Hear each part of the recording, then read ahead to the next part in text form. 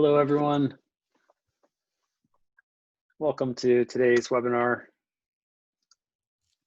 We'll give just a few minutes for folks to filter in, and then we will get started.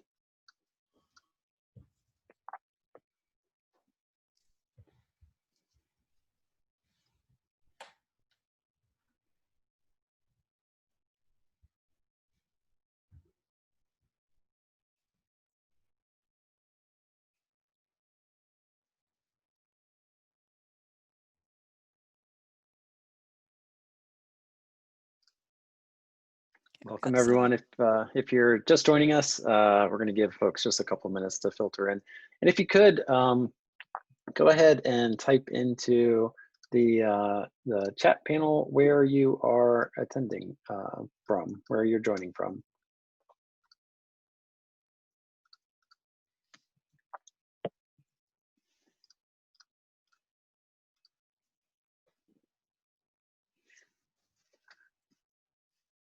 Washington, Ohio, Michigan. I can't read that fast. I really can't read that fast. Lots of people. San Francisco, Carolina, Texas, DC, California, Virginia, Louisiana, Texas, Michigan, Chicago, Waco, Texas, Michigan. This is like a speed reading test here. Louisiana, Arizona, DC, California, Michigan, Washington State, Maine, North Carolina, more Virginia people. Wow. Great, thank you all for joining. California, for those of you just joining, we're gonna take just another minute to let people join. And if you could let us know where you're joining from in the chat panel. We got someone from Bogota, Colombia, welcome. And I saw someone who says they love their hometown, Chicago. I love your hometown, Chicago, too. And some of these other places too, like Cape Cod and Portland, Oregon, and someone from Guam. Got some from Oregon,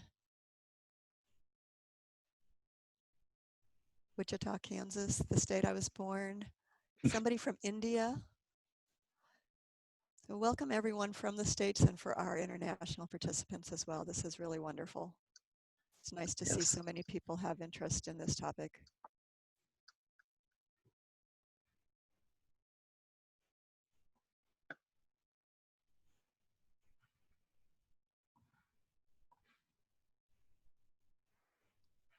And as we're doing this, I want to give a shout out to my co-presenter, Courtney, who reminded me yesterday that this was at 1 o'clock Eastern time today and not 2, as I had thought.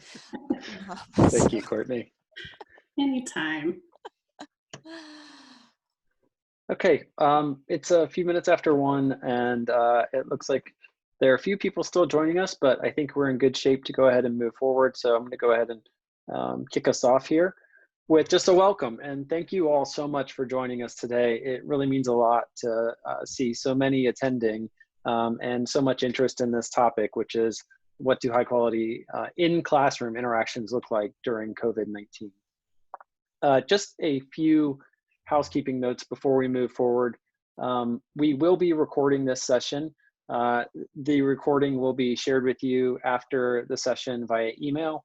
We'll also be sending out the slides that you'll be seeing today in the email, as well as some other resources. We have been really hard at work at Teachstone and trying to respond to the needs of educators and creating new helpful resources. And so we're happy to share those out in an email after the webinar.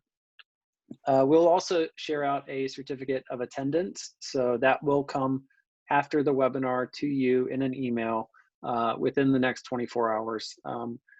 And let's see, what else? Along the way, we'll be, in this webinar, we'll be asking a few poll questions, and I would ask that you respond to those. We're not gonna spend a whole lot of time on those. We have a lot to get through in today's session, but those polls are helpful for us as we understand who's in attendance and how we could tailor this content to best meet your needs. And you have a couple of tools at your disposal in the webinar and ways that you can engage with us. There's a chat pane, which we've been using to share where we're joining from. feel free to add any comments in there. And if you have questions for our panelists, I would ask that you use the Q&A pane so that we can keep track of those. And with that, I think we're all set to move forward. So just a couple of notes for those who are not familiar with Teachstone. We are an education company. We're located in Charlottesville, Virginia. Our mission is really helping every child reach their full potential by measuring and improving the interactions that matter most. And so we really focus on the interactions that educators have with students because they are so meaningful and so powerful, and that's really what we center our work around. We work with educators in all 50 states, and I think we have most, if not all, states represented in today's webinar in attendance, so that's great, as well as organizations around the world. We're best known as the publishers of CLASS, which is our kind of main system that we use. And I'm going to run a quick poll here just so we can understand a bit who's in attendance and how familiar you are with CLASS.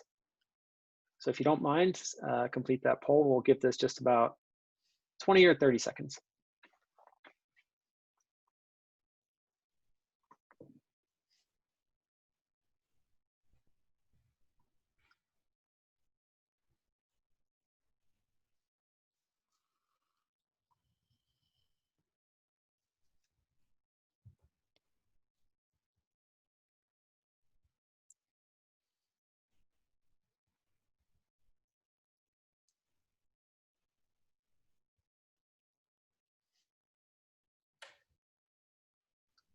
Okay, so I'm going to close that poll and I'll share the results here.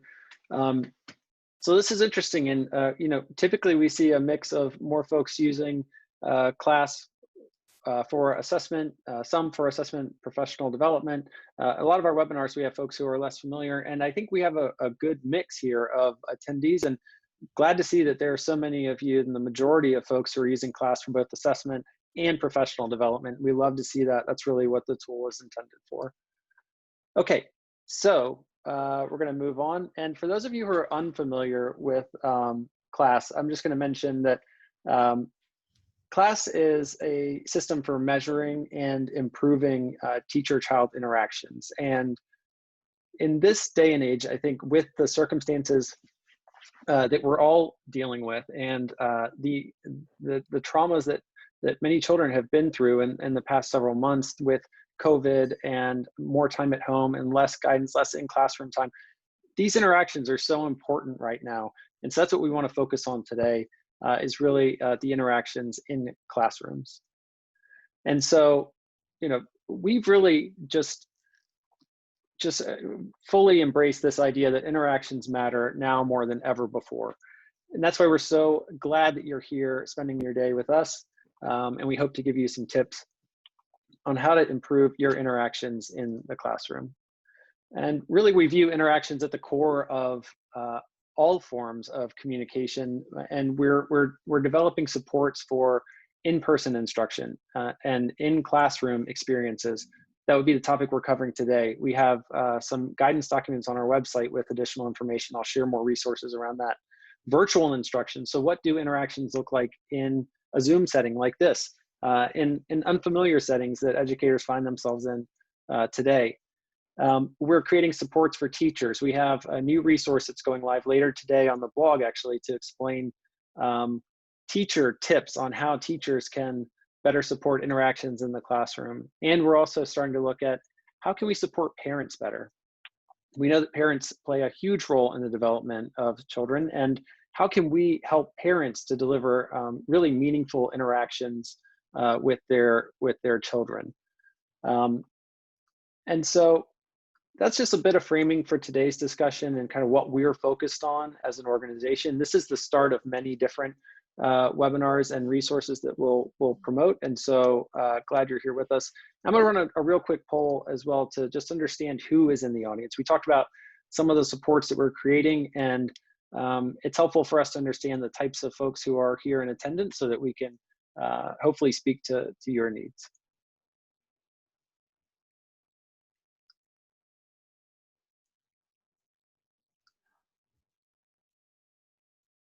Okay, so we're just going to give this another 5 or 10 seconds. Looks like the majority of folks have already voted, so give this just another minute.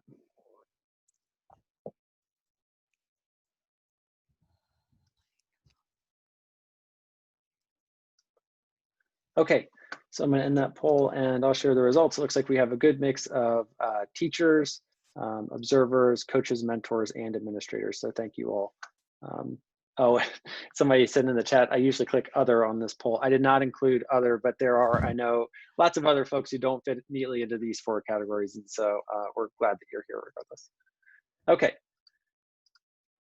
So moving forward, let's do a quick check-in here. So on a scale of 1 to 5, oops, so let's do this. On a scale of 1 to 5, how are you doing today? Not good at all? Great. You could submit that poll and we'll share out the results and get a temperature check on how folks are feeling today.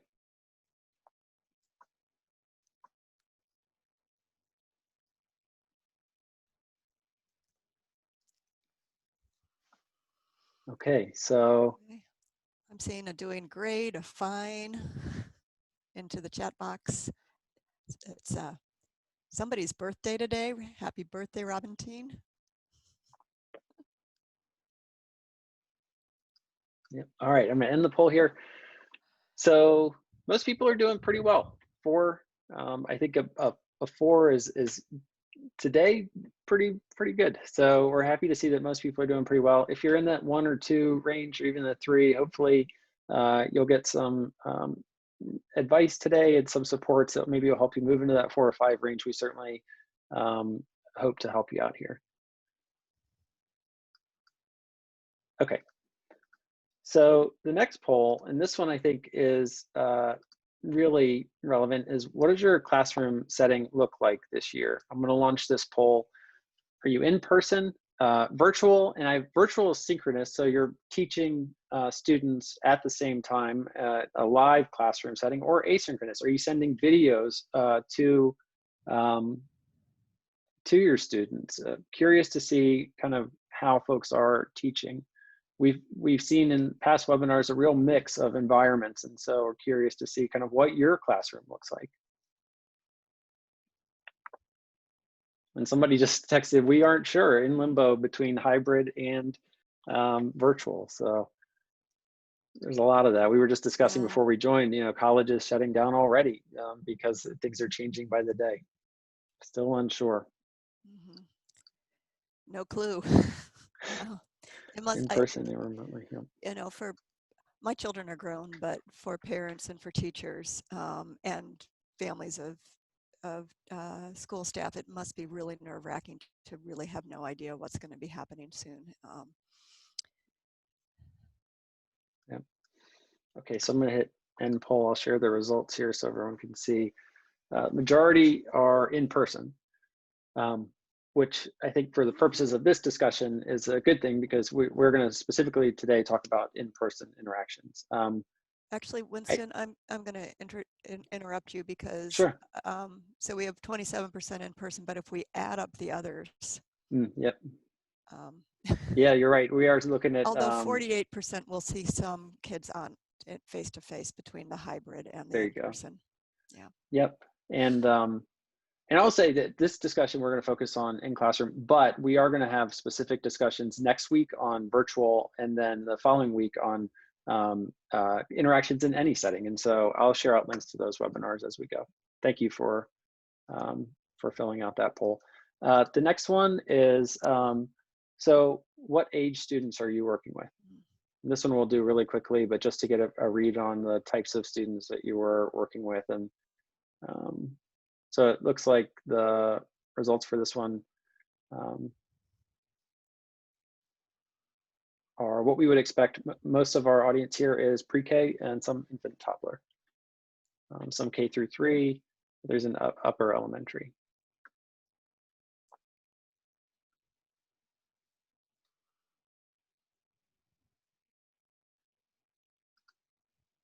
Okay, great. I'm going to end that poll just so we can move forward, and I'll share the results there. And then kind of our final question, and this is one that you can enter into the chat, is what are your biggest concerns right now?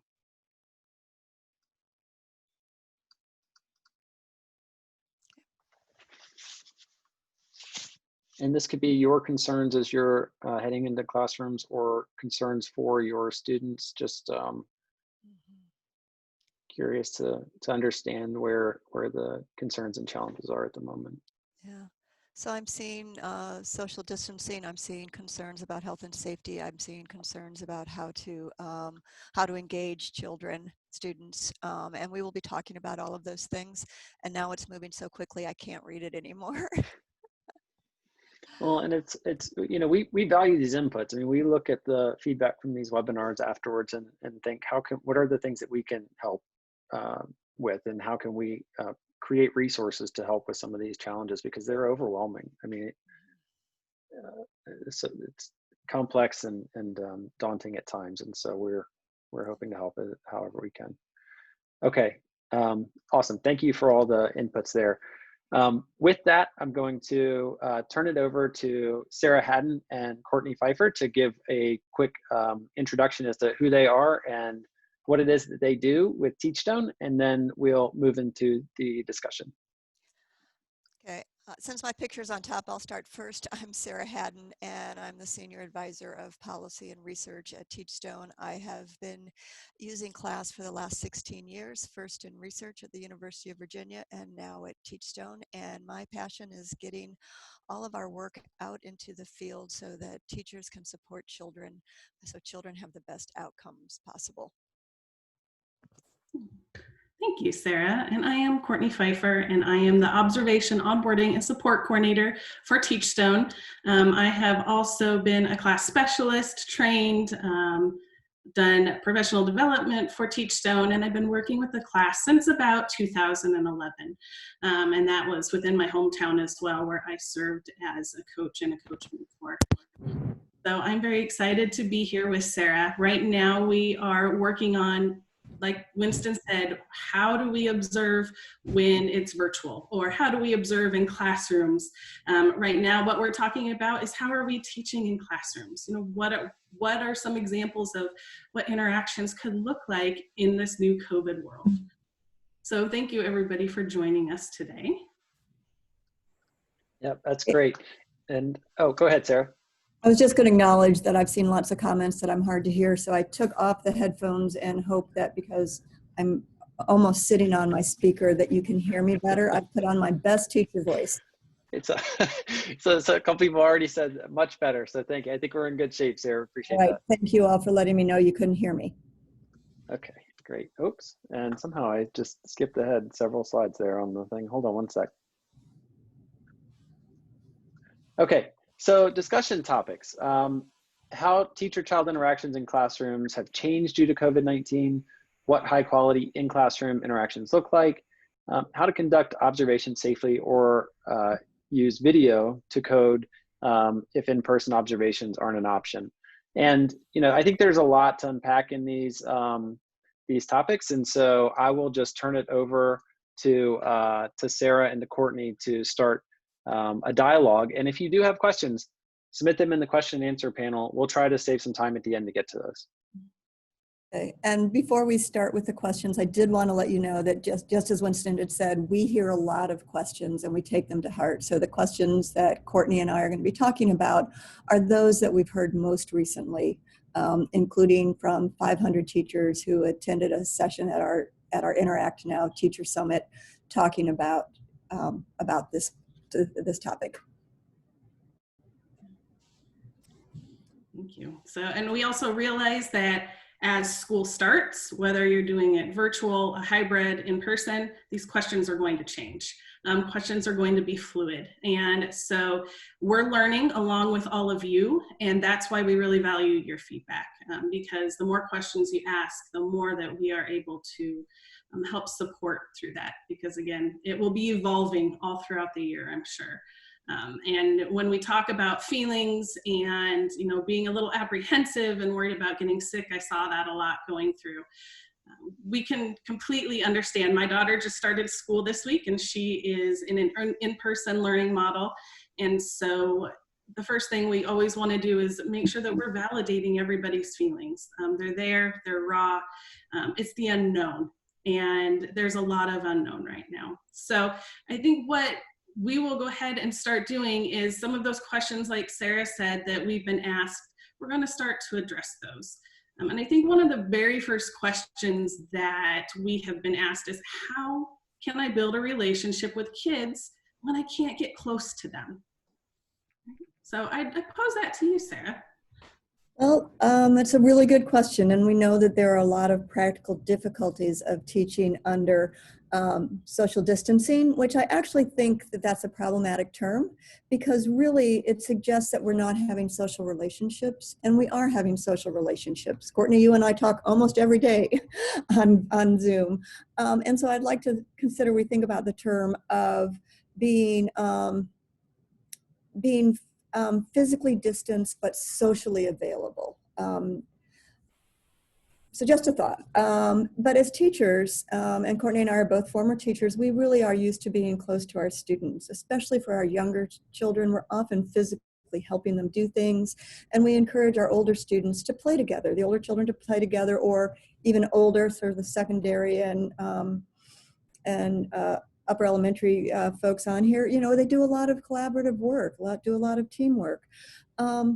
But we have a lot of ideas. So we want to recognize that, yes, this is a problem, but we have a lot of ideas. So we can still do a lot of things we do with class. We can talk to children. We can call them by names. We can use that warm, calm voice. But we can't hug a child, but we could say, I'm sending you a hug. Or instead of going up to them and going high five, we can do those air high fives. And I know that some people have had concerns about mask wearing, which we'll talk about in a little bit anyway, but mask wearing specifically around relationship building, because children may not see us smiling. And so we need to teach children, first of all, we can say we're smiling. We can have pictures of ourselves on little popsicle sticks that we hold up next to our face to show that we're smiling. But we can also teach children to look at our body language and look at our eyes. I heard Tyra Banks has coined the term smizing, smiling with our eyes. So there are a lot of things we can do. Do you have any other thoughts on that, Courtney? Well, and I think with some of our youngest children in our care, those infants and toddlers, and I saw that we do have some infant toddler folks on the line as well, you know, thinking we may not be able to physically distance because that relationship building is so important in those early years of life, and we also have to take care of them.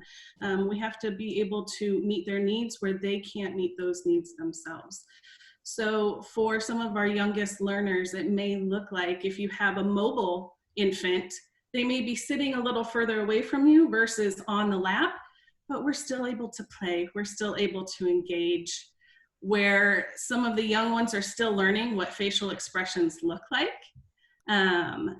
You know, I think of social stories a lot, and even with our youngest learners. So maybe even taking pictures of your face without a mask, or and with a mask. This is Miss Courtney with a mask. This is Miss Courtney without a mask. This is Miss Courtney smiling. This is Miss Courtney thinking. And really calling that out and using a lot of language. Because at a time where infants and toddlers are still using those facial expressions to understand, form words, to connect what I hear in your voice tone and what I see on your face, there's other ways to be able to do that. It may be a little more cumbersome on the back end and take a little bit more time. But if you have a new class, and I've been thinking about that, if you're coming back to school and in person with a brand new class of students, they may not know what your face looks like without a mask. And so being able to introduce them somehow beforehand, or with a storybook, and to their friends as well. Because teachers may be wearing masks and the students may not be, but finding different ways to be able to show them what that would look like on you. Those are great, Courtney. And I have to tell you that I was also looking at the chat box out of the corner of my eye, and someone had a great idea, Suzanne, of taking a picture of yourself and making it into a button so that you can wear around and kids can see you. And you've got a shout out on your social stories as well. But since there's been a lot of conversation about masks going on in the chat box, Courtney, how can we be sensitive to children's cues if they're also wearing masks? We know that our ones and our twos may not be wearing masks, although here in Virginia, once a child turns 2, by statute, they have to wear a mask in public. So can you talk about that a little bit? Yeah, absolutely. And I think of this a lot when I'm trying to put things into perspective, thinking about it in terms of my adult life. And now when I go to the grocery store, how am I reading the cues of the person at the front door greeting people? I can't see their face, but is that person facing me? When I say hi, do they turn away? So really watching that body language is same for the children. Are they slumping over in their chairs if it's the pre-K, the older students, putting their heads on their desks, isolating themselves? We know in a time of such stress and where everybody, may be experiencing some trauma, those body language cues are going to be more important than ever. For the infants and for the toddlers, for infants, are they turning their heads? And that's a cue we typically tend to look for anyway, especially when they're feeding. But they may need a little bit more time in order to process, especially if they have been stressed. So turning of their heads, sometimes behaviors can come out in the forms of being stressed, and we'll see that in their body language as well. Sometimes we can just privately check in with the students, especially when we're not able to be in a group, but say, hey, are you okay? I noticed you got really quiet. Right. Yeah. Those all sound great. And we've got some good examples in the chat box too, of making eye contact, validating that body language. So yeah, I think that your answers were right on target. And I see Amy has a comment about, is there a type of typed out list? We are going to turn this information into a blog post that should be posted during this week. So yeah. All right. So I guess, Sarah, my next question for you, so we've talked about masks. And one thing I think I can go back and say about all of these strategies is that we are a huge community. The early childhood community and the school community are huge communities, and learning from each other and depending on each other is also a great strategy. So keep those strategies rolling in. If you've started school, you probably have some that we may not have even thought of. So we would love to be able to incorporate some of those strategies as well. Yeah. And people have seen me reaching for my pen. It's because I'm writing down some of these great ideas that are coming in. So I touched on a little bit the emotional well-being of the students, but it also kind of lends itself to, what about the emotional, the physical well-being of our teachers, of our staff during this time as well? Yeah, that's really hard because it came up so much in the beginning during the polls, as people are very anxious about what's going on, and they're anxious about how to maintain safety, and they're anxious that perhaps they might bring the virus to their school, or they might pick it up and transmit it to someone else in their family, maybe family members who are immunocompromised or elderly family members. And it's also just really hard because we know how hard it is to wrangle little kids. And we want to do our best by young children. We're all in this field because we're committed to children. And so we don't want children to be scared. At the same time, we need to make sure that, like I said, we don't want to raise alarm bells, but we really want to make sure that we're following the safety protocols that we've been tasked with doing, that are part of either CDC guidelines or our state guidelines. And I want to talk first about physical well-being.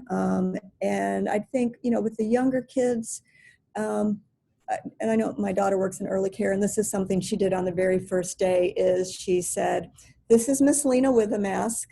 This is Miss Lena without a mask. This is Miss Lena with a mask. This is Miss Lena without a mask, so that the kids could see what she looked like and they could see her smiling, not dissimilar to the button idea, and the button's probably a little safer.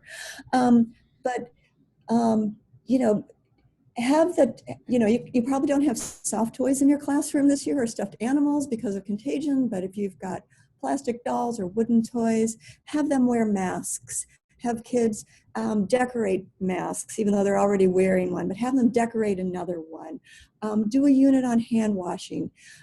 Look for all of those songs that are available online about, being germ-free and things like that. And then, you're going to want to have a lot of sanitation stations. You're going to want to have a lot of what one of our colleagues calls yuck buckets. So bins that, once you see that a child has played with the toy, they can either put it in the toy if they're older, or if they're younger, you see them mouth it and you put it in the toy in the bin right away. More disposable materials. All of those are things to be considering. I've certainly seen in footage and pictures from older students. I've seen plexiglass dividers around desks. Courtney told me about seeing a 4x4 plexiglass divider to separate 4 kids who are playing at a PlayStation. So there are a lot of things we can do to help with their physical well-being. And you're not being mean if you're enforcing these. You're helping keep everybody safe. And as we've already said, you can still, tell the children that you love them. You can still read their social cues. You can still care about them very deeply and let them know that. In terms of teachers, yes, you're going to want to have masks. You may opt to have masks with face shields. I would recommend a change of clothes. If somebody gets sick, you need to have some established protocols about what you're going to do if one of the children gets sick during the day, or if someone, you get a call one night that somebody has tested positive. You need to have all of that in place. And probably for those of you who have already opened, you have those. And for those of you who are getting ready to open, whenever that happens, I suspect that your programs and districts have already thought about that.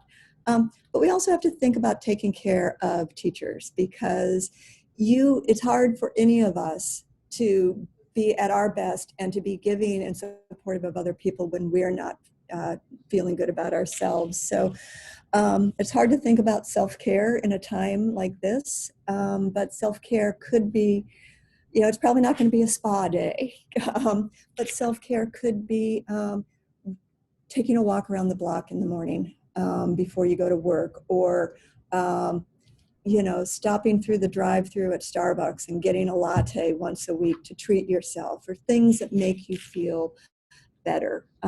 Connecting with other teachers who are doing the same kind of work. And the other one, I think, is having a break, a signal to another adult in your room that I'm overwhelmed right now. I need to step out for just a moment.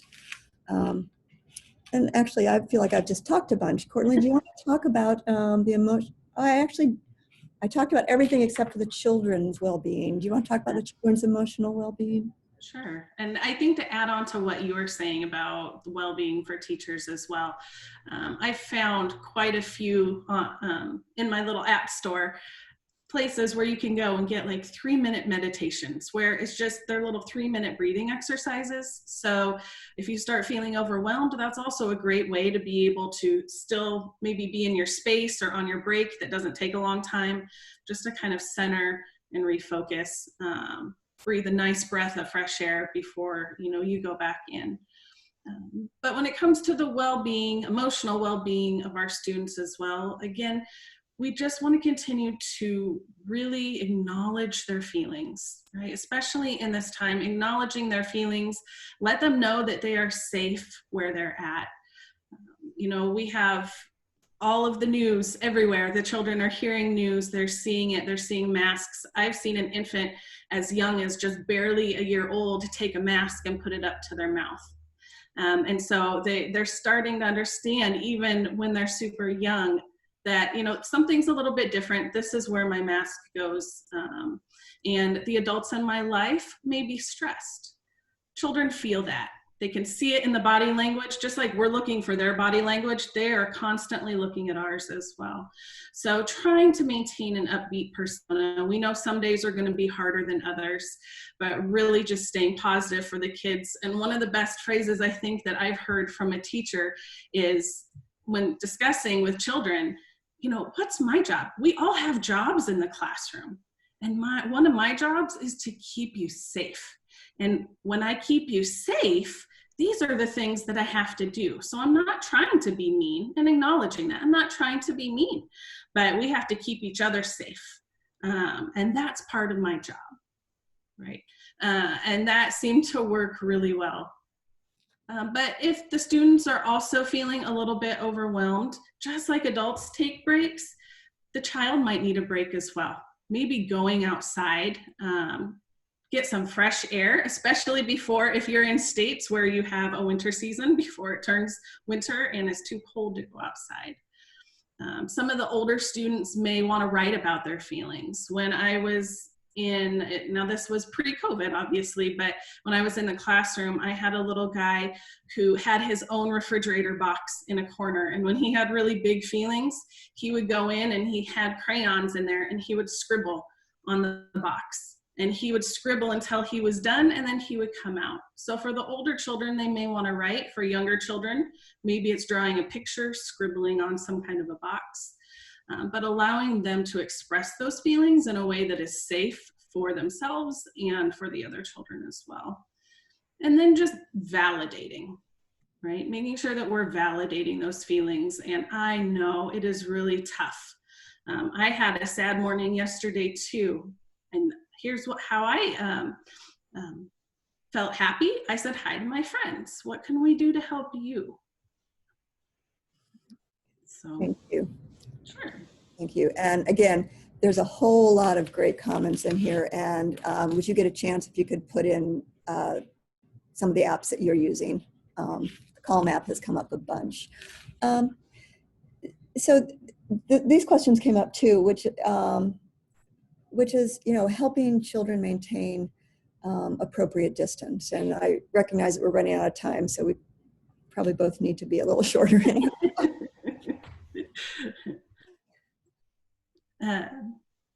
Okay, well, I can talk about maintaining appropriate distance.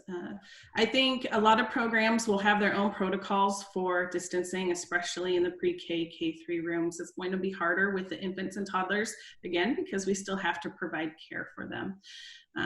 But in spaces where you may have smaller groups, or they're separating a larger group into smaller groups, a lot of things you could use, again, those plexiglass dividers like Sarah talked about. There may be taped squares on the floor. A lot of times in especially toddler rooms, and I've seen in a lot of pre-K rooms too, there's already little footprints on the floor if they're lining up to go outside, but just making sure those are appropriately spaced apart. I've also seen where if classrooms are going outside, they're using maybe one of those rope devices, or a rope with a knot in it, spaced 6 feet apart, or some have little loops in them already. Something like that to help. And I presume kids would have to line up in the same order each time. Exactly. Yeah, just to make sure that, and sanitizing in between, but making sure that they're touching the same surfaces if that's an option. Again, visuals, posters, cue cards. A lot of times you can have those pictures with you. I've seen them on wristbands, picture cues, or on a lanyard that you can carry around with you. Sometimes I've seen them on students as well, but they would have to have their own and not share, which can be a little bit tough in those younger ages. And then just keep reminding them about the rules and those positive, frequent reminders. I need reminded a lot, especially when it's a new routine or something I'm working on. So we just need to expect that with our youngest learners as well, just frequent positive reminders. Thank you. And we're getting, some of the questions we're getting in here are things that we can't actually answer because it's probably, it may be related to what's going on within your program. So for example, someone wanted to know if they could pat kids on the back as they're going down for naps. Well, it depends on where you are and what your regulations are in your area. Although I think Courtney and I would both agree that if you've got a child who's really upset, you're not going to let them just have a total emotional breakdown. You'll probably, you may turn your head away, but you're still going to try to comfort them the best you can. So I think, for me, Courtney? yeah, one of the next questions that we've gotten a lot is, how do we engage children if we're not close to them? What materials do we use? I think you have a lot of great ideas around that. Well, and so those of you who know class, which is a lot of them, know that, we advocate for a variety of modalities and materials to engage students. And we can still do that. It's just that the modalities materials may be a little bit different. So for example, we already mentioned we're probably not going to have stuffed animals. We're probably not going to have that cozy book nook where kids can sit right next to each other and read a book together. But we can still modulate our voice to bring kids into the story. We can still exaggerate our actions, and sometimes we can exaggerate them so much that kids just think we're hysterical, and that's a great way to bring them in if they think you're being pretty funny. You can use props. Courtney mentioned visuals before around, I think, behavioral expectations or feelings, but you can have visuals for the things you're going to do. You can demonstrate how to do a project, and then have kids have their own bins that they can use to do the similar type of work. I also think that there are, that we may want to, especially, well, I'd say older students, but even 3, 4, and 5-year-olds know what they're interested in. We can give kids opportunities to lead part of the work. And they may take attendance for us, or they may be really interested in building a unicorn corral. And if they have the materials, they can do that by themselves. And as a teacher, you can stand near them and you can talk to them about what they're doing, and you can ask questions, and you can say, I wonder what would happen if. So I think there's still many, many opportunities. It's just taking our thinking to another level, which I have to say is going to be hard because we're so taxed and stressed anyway. And I think we didn't say this at the beginning, but we're all at Teachstone very much supporting all of you who are going back into the classroom, and the fabulous work you're doing supporting our learners. They need you. You're important. So. Absolutely. Thank you. And then we have one last question. Do you mind if I just take it and then turn it over to Winston? Yeah, absolutely.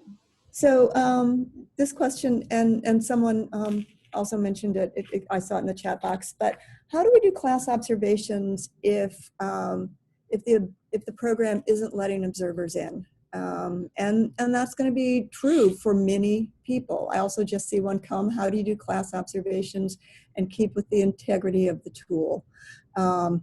And so the first thing I'll tell you is that in terms of video, we've been coding classrooms with video for 16 years now. Much of it in a research setting, but a lot of it also at Teachstone. And so that's something we have a protocol for. Winston has just built out this nice new COVID resource page on our website. I think it went live today, but he can correct me if that's not accurate. But in there also, you'll see some recommendations we've made about effective interactions in person, effective interactions virtually. So there are lots of things that you can do, and we have one also about how to do observations in socially distanced classrooms. And on that note, Winston, I think I'm going to turn it over to you. That sounds good. Thanks, Sarah and Courtney, for such an engaging discussion. And I think that, part of the fun for me was not just hearing your words of wisdom, but also looking through the chat and seeing all these great ideas being traded. And, someone mentioned, could we share out the chat, as well as the webinar? I thought that was an interesting idea. And I think what we could do is pull some excerpts from the chat of kind of interesting tips and tricks that we've learned and heard from the audience. And I think share those in a way that recaps it. So that's something that we can work on. And Sarah mentioned this earlier in the webinar, but we are going to take the advice that Sarah and Courtney have shared today and put it in a really concise format so that you can have it handy. So I know people were probably taking notes and trying to jot down ideas, and we want to make it so that you have a really clear, organized version of that. Okay, so I'm going to go back to sharing my screen and go through just a few more updates in the last 15 minutes or so that we have here. All right, so a couple of upcoming webinars. In the month of July, we ran a series on trauma-informed care, and we ran a series of webinars that I think were really, really interesting. Sarah helped present in some of those, and we had some phenomenal attendance. And now we're really shifting our focus. And actually, before I move on, if you haven't seen that webinar series, I'll include the link here in the chat. Some really, really great topics were covered on how to respond appropriately to children who have experienced trauma. I definitely recommend you check that out. But our next webinars are really talking about the power of interactions right now across settings and how do interactions look, as we talked about today, in a classroom. Next week, we're going to talk about how do they look in virtual or hybrid classrooms. We are just now kind of taking these new webinar registrations live. So I'm excited to share them with you for the first time. And so I just shared the link for the one that's going to be next Wednesday, August 26th at 1. And then the following week, we're going to have one on interactions at the core and the power of interactions in any setting. And that's going to start to tackle other topical contexts for where interactions could take place. So we're going to kind of expand the conversation a bit. But we want to make sure that we're having these, I think, really relevant in the moment conversations around the different classroom settings. So please join us for those upcoming webinars. Some additional resources that are available. So I've had a lot of questions on, how do you conduct observations in classroom settings that are impacted by COVID? How do you conduct observations in virtual settings? Those are big questions that we're working through, giving the best guidance that we can. And we've just recently, in the past couple of weeks, posted some, I think, really helpful resources as you're starting to tackle those challenges. And so here is the link where you can see not just those documents, but also some of our new solutions, which I'm going to talk about in a second. And I'll also mention coming soon, so effective interactions in socially distanced classrooms. That's a document that we're publishing later today. It's specifically teacher supports. And so we'll include all of this in the email that we send to you to kind of recap. But we've created a new document with kind of examples by class, domain, and dimension of best practices for in-classroom settings that I think you're really going to enjoy. We are just wrapping that up, and we'll have it published later today. Okay, so a couple of announcements on our solutions and products that I'm excited to share. We're adding additional context to any of our facilitated class training. So if you're receiving a training from Teachstone around class concepts, we've added some additional context and specific supports for teachers and coaches who are going to be in virtual or socially distanced classroom settings. So, the core concepts of class are applicable across any setting. And what we're doing with this kind of shift is making sure that our trainings that we're delivering have that proper context for these different settings. And so we're really excited about this, and I wanted to make sure everyone was aware of that.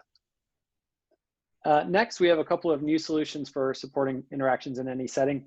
One is a half-day training that we're offering, which is a live facilitated half-day training on supporting interactions in a socially distanced or virtual classroom. This is a brand new service that we've developed, and we're excited to announce this and to roll it out. And then also, we have on-demand video coaching sessions where you can submit a video of your teachers in any learning environment. It could be a recorded video of a virtual classroom. It could be a video of an in-person classroom. And then our Teachstone coaches will provide some personalized expert feedback on those teaching practices and give you some advice to help improve. So again, I'm going to share out the link to where you can learn more about that. A couple other solutions that we've had tremendous interest in, and I think we're really proud of. One is a trauma-informed training. So I mentioned the webinar series, and we had a series of experts from outside of Teachstone contribute to that webinar series. Those same experts actually contributed to the course that we developed around trauma-informed care. It's an online course, and we just launched it about a month ago. The response has been tremendous, and we're really excited to offer that. So for more information on our interactions, oops, excuse me, I hit a link and now we're going right over there. So let me go back to present. So I will copy this link, but for more information on that offering, you can head to this page. A couple other solutions that we have that you might not know about, which I think are very relevant right now. One is the class foundations for teachers. So this just launched earlier this year, but this is an affordable way for teachers to learn core class skills. And like I said, these class skills are applicable across any setting. And this is an online course. You can see some of the interface here. It's really easy to navigate and to move through these courses. And I think it's a tremendous resource. So I will share that. And then one other solution I'll mention, which many of you may already be using, is the My Teachstone learning resources. So in My Teachstone, which is our online platform for collecting class assessment data, but also for professional development and assigning professional development, we have some robust learning resources and videos that teachers can use to continue learning about effective interactions with or without a coach. And coaches can also still use these resources to assign professional development videos, et cetera, to teachers. And so if you're not familiar with My Teachstone and would like to learn more, I'll include the link there in the chat. So as you can see, we have lots that we've, I think, created in response to some of the needs of educators. We have more work to do. There's more information, more resources coming. Join us for this next series of webinars. If you're interested in these new solutions that I just mentioned, these are just now coming out. So we're just rolling out some of these new solutions, and we'd love to talk to you more about them.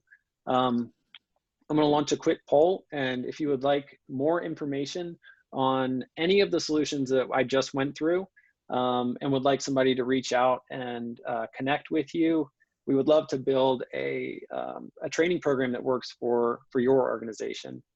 We know from just our discussion today that people are in a variety of settings and dealing with a variety of challenges. And so, as we're, like I said, as we're trying to support educators, we want to have those conversations with you and figure out how we can best support. So I'll leave this poll up for a few minutes. And Sarah, Courtney, any other last parting words as we have just a few minutes here? I am appreciative to all of you for attending and for your great questions and suggestions in the chat box. You all definitely help support one another with your suggestions. Also, Winston, there have been a fair number of people who registered but never got a link and are wondering if they will get the certificate and the access to the webinar. And then there are some others who wondered that they registered, but they joined in with another colleague, and whether or not they'll get their certificate as well. Sure, yep. And we will take a look at those comments and make sure that we do include the full list of registrants or folks who mentioned in chat that they couldn't. We'll make sure we get them the link. Okay. Go ahead.